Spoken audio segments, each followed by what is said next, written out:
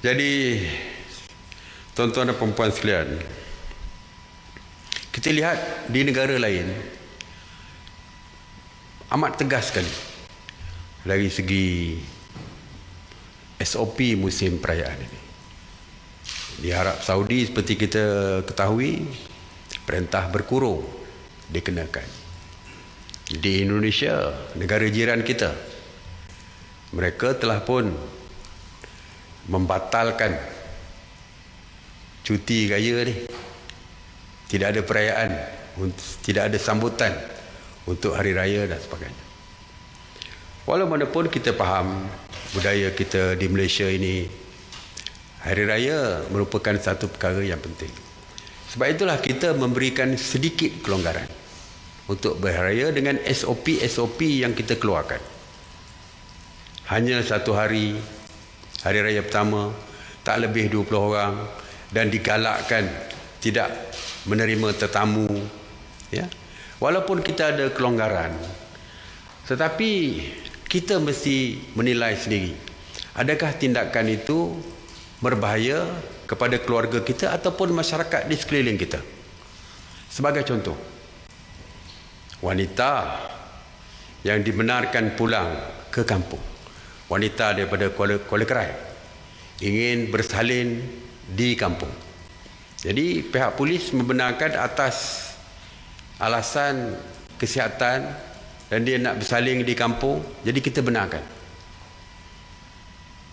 Tiba-tiba didapati positif. Dan kita difahamkan sebelum mereka balik ke rumah, sebelum dia balik ke rumah dia dah berjumpa dengan berbagai-bagai orang tertentu, keluarga yang dekat dan jauh dan sebagainya.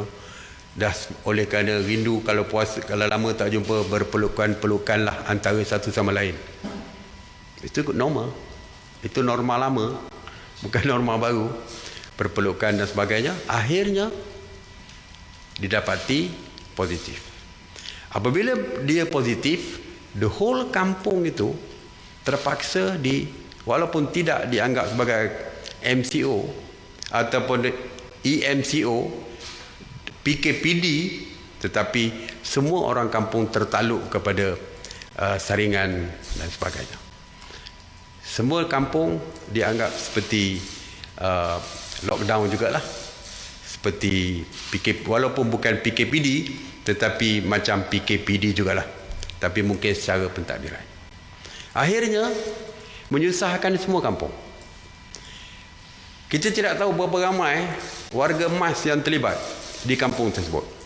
Kalau ramai warga emas di kampung tersebut, kalau ramai kanak-kanak di kampung tersebut, risiko jangkitan amat tinggi kepada warga emas dan kanak-kanak di kampung tersebut. Ini bermakna tindakan kita walaupun seorang, tetapi ianya boleh menyebabkan bencana kepada seluruh kampung yang akhirnya akan memberikan kesan kepada nyawa penduduk di kampung tersebut, terutamanya warga emas dan anak-anak sekalian. Jadi kalau kita mempunyai saudara mara di kampung tersebut, maknanya saudara mara kita lah yang akan menjadi mangsa. Tok nenek kita lah yang akan menjadi mangsa. Anak-anak kecil, anak-anak saudara, cucu saudara kita dan sebagainya lah yang akan menjadi mangsa. Sebab itulah saya kata, walaupun pihak kerajaan memberikan sedikit kelonggaran, tetapi tidak bermakna kita perlu mengambil ini sebagai kesempatan untuk membuat apa saja yang kita suka, kerana kita telah pun diberikan sedikit kebebasan.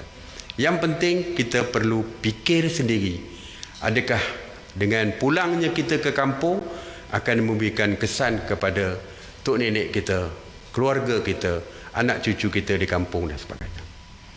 Kalau kita ingin menyelamatkan mereka, sebaik-baiknya nasihat saya, tak payah balik kampung, beraya di rumah kita di mana saja kita berada. Yang di kampung, mereka beraya di rumah masing-masing. Kita di Kuala Lumpur, berayalah di rumah kita di Kuala Lumpur.